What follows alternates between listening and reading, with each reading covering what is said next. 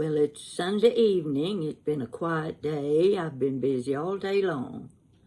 I've been working on one of my jewel trees, and I'm telling you, it's a hard one because I used a different kind of cone, and getting those pins punched into that cone was a pain. And if you've never worked with hot glue guns, you don't ever want to if you don't have to. There's one thing about that hot glue, it's hot. And sometimes you pick up the gun and the glue is just getting ready to drip off the end, the nozzle, and you're trying to move it real quick before it falls on your clothes or hits the floor. And what do? You stick your hand under it to catch it so it won't land on your pants or on the table. You know what happens when you catch it?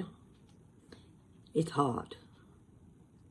So there you are with it between your fingers, and you grab with the other hand to get it off the fingers, and you're sitting there with 6 fingers glued together with hot glue that's burning like fire.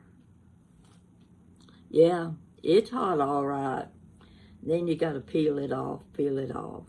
Well, so far, I don't have any blisters, but I tell you, you cannot stop yourself. When that glue drops, your hand automatically reaches to catch it. There's no backing up on it. You're going to have burnt fingers every time. I've had a lot of burnt fingers today. So much for that. Well, I was catching up on my YouTube comments, and I was reading 2 or 3 cute comments, the kind that make you laugh, and I thought, yeah, I need to tell something funny. It's time I told a good story. I don't want to talk about Thanksgiving. We'll talk about that after Thanksgiving.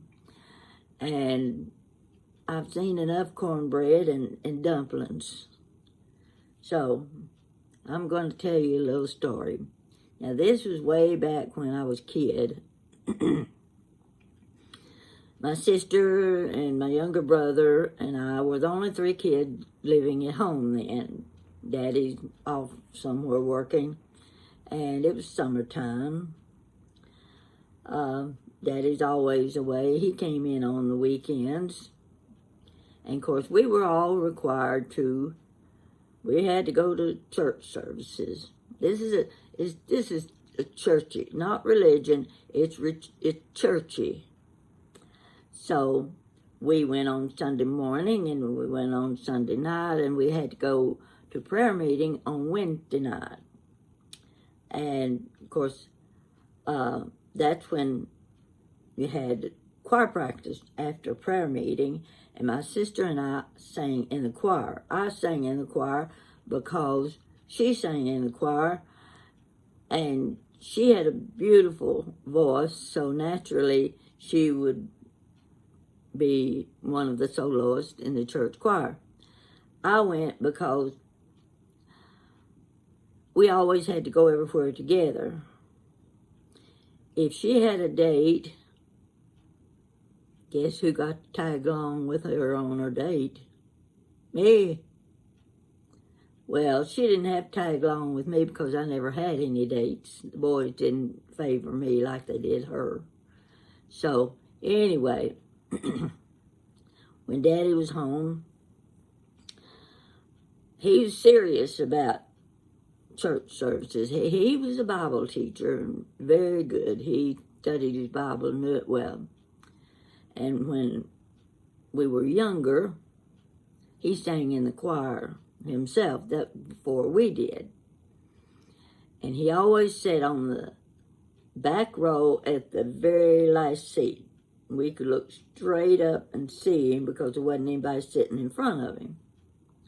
Now, we sat in the auditorium over behind a great big square post where Daddy couldn't see us. Because if we whispered, we were scared to death. He'd just get up out of that choir and walk down there and sit down on the bench with us. And why, you just might as well have thrown us in the middle of a lake as to have that happen. But we'd sit there, and when the choir would get up to sing, Daddy was always the last one to get up. Now that embarrassed us. You know, we were teenagers. Anything your parents did embarrassed you. And when we got through singing, the choir would sit back down.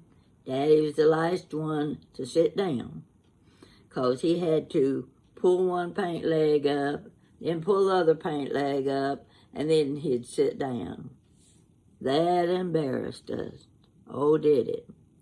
But we still sat over behind that post, because we knew our Daddy was like Moses on the mountain, sitting right up there watching every move we made. And we didn't want him to see us talking, so nobody sat on that pew except us.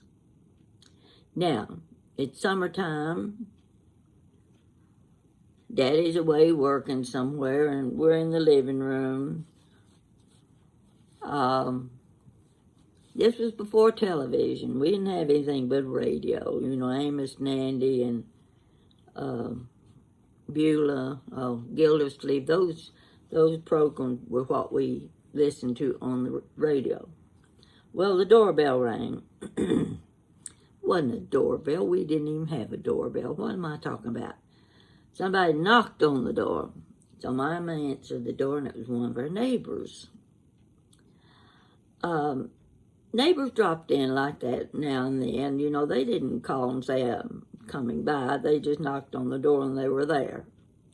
So she invited her in, and the lady had her banjo with her. She was an older lady. Older to me then would have been 45 years old. Well, I think she was older than that, though. She might have been 60. She had her banjo. Now, this was a family, big family like ours, whole bunch of girls, and they were all musical. They could sing. Four of the girls sang in a quartet, and every now and then you'd hear them on the local radio station. And one of them, the one that was my age, she could yodel. Have you ever heard anybody yodel? It's not an easy thing to do. Now, Eddie Arnold used to yodel. He was really good. All of your old country music singers could yodel. So, anyway, my friend could yodel, and they would go on radio. I loved to listen to them because they had really good harmony. Well, there was Mary with her guitar. And Mary she was pretty religious. She talked a lot of religious stuff, you know, like old people do. And she was telling Mama about one of these old songs that she used to sing. And Mama made my sister and my brother and me sit on the couch while Mary was there and while she entertained us. Now, that wasn't exactly what we wanted to do. We weren't interested in hearing these old women talk. But we had to sit on the couch anyhow and suffer through it. Well, Mary decided she was going to sing a song for Mama. Now, I don't know if any of you are familiar with line singing. Now, we're going way back. Line singing was something they did back in the days when they didn't have musical instruments. And someone would be trying to teach a group the words and the tune to a new song. This person would sing one line, and the group would repeat it. He'd sing the second line. The group would sing the second line. And that's how they learned the tunes to songs. That's called line singing. Well, Mary was going to sing one of her songs. I have to believe that Mary wrote this song herself, because I couldn't imagine anybody else wanting to write a song with that many verses. And I'm telling you, there sat three kids staring at each other and were starting to get tickled. You know what it's like when kids get tickled. It doesn't matter what the subject is, what you're doing, what you're saying. When kids get tickled, there's no stopping them. And especially when they start looking at each other, that makes it even worse. So Mary starts her song, and I'll guarantee you it was one of those line singing songs, and I think it had 13 verses to it. Oh my gosh. If you ever wanted to fall in a hole and pull it in over you, that was the time. Mama sat there as serious as she could be. But we knew she felt just like we did. It was getting pretty hard to take. Mary singing one verse after another, and I mean, she was serious to the point of the tears. We were serious to the point of ready to burst out laughing. And we couldn't look at each other anymore. There we sat side by side, 1, 2, 3, Mama's on the other end of the couch. We could look at her and tell she felt just like we did at that time. And Mary was so serious with her song. Well, how long is this song? Well, it reached the point we couldn't look at each other anymore. So my sister, she eases off the couch and slips out of the living room, through the dining room, into the middle bedroom. Now, the middle bedroom was the one bedroom that didn't have a door to it. My brother and I sat there on the couch. And I could picture Wanda in the bedroom, lying on the bed, rolling over, laughing her head off. That made things even worse. I couldn't hold back. I couldn't take it anymore. I think we were on about verse number 8 by then. I eased up off the couch, just as natural as could be, just like everything was fine, and I slipped out of the living room, through the dining room, into the middle bedroom, and sure enough, there was my sister rolling on the bed, laughing so hard with her hand over her mouth, and I joined her. There it left my little brother. He was stuck, sitting beside Mama. What was he going to do? He knew what we were doing. Well, we were holding our hands over our mouths, still listening to Mary's song. Oh, she must have been on verse number 11 by then. And we looked up, and there stood my brother. He was probably 9 years old. He walks into the bedroom, and he falls on the bed with us. And we were laughing so hard. And we knew we were in trouble, because we'd walked out on Mama's guest. Oh, how rude of us. Well, finally, Mary left, picks up her banjo, and she goes out the front door, and next thing we know, there's standing Mama in the doorway of the middle bedroom. And she's giving us a little lecture on how rude we were. And then she started laughing. She was so tickled.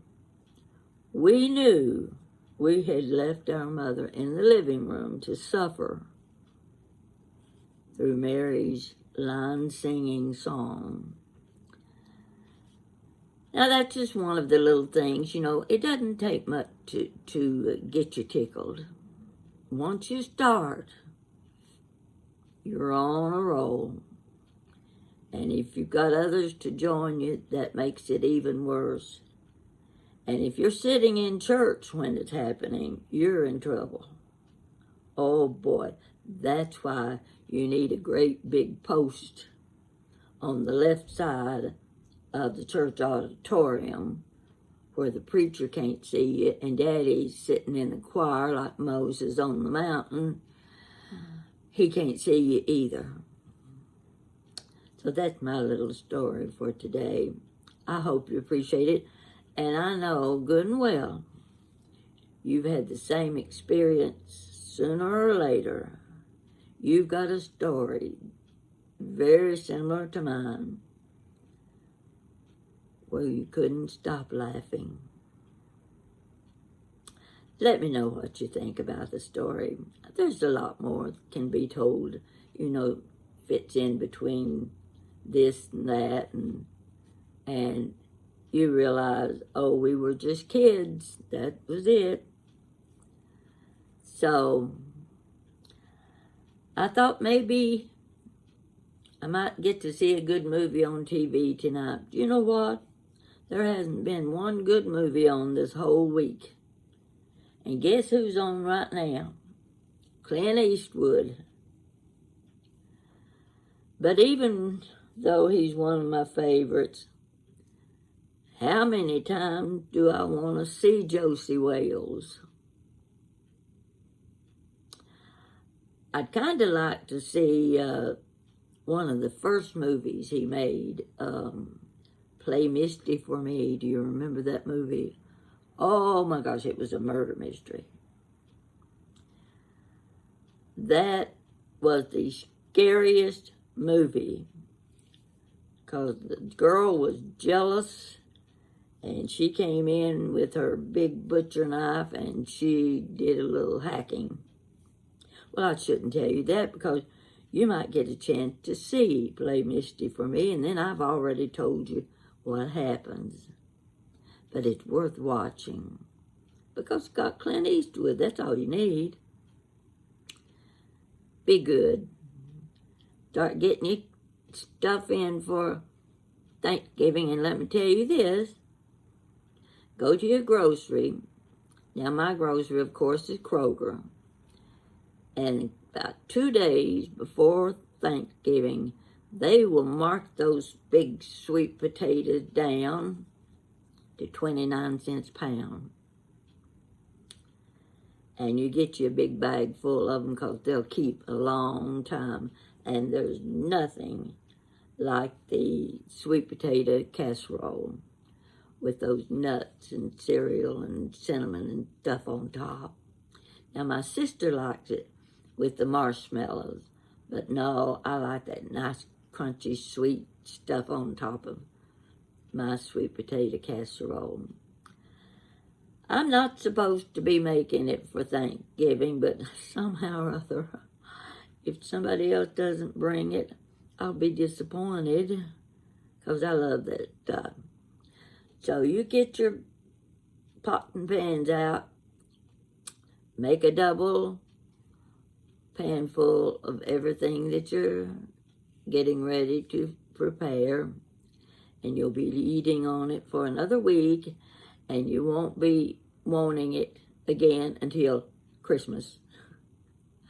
That's the way it works, you know.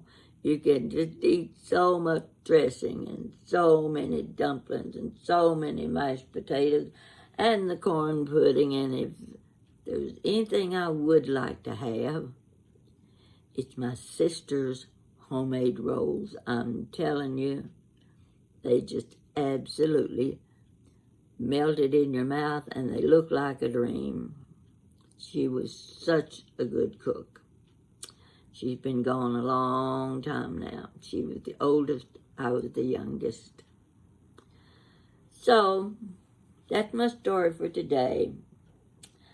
And I'll be talking to you maybe before Thanksgiving, but definitely after Thanksgiving. So you watch for me.